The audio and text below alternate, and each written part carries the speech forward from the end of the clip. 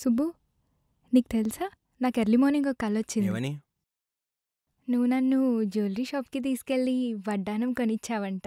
ఏ టైంకి? గుర్తులేదు సుబ్బు, 5 అనుకుంటా. అదే మరి 5:05కి మీ బాబు వచ్చి బిల్లు కట్టినట్టు నాకు కాల్ వచ్చింది.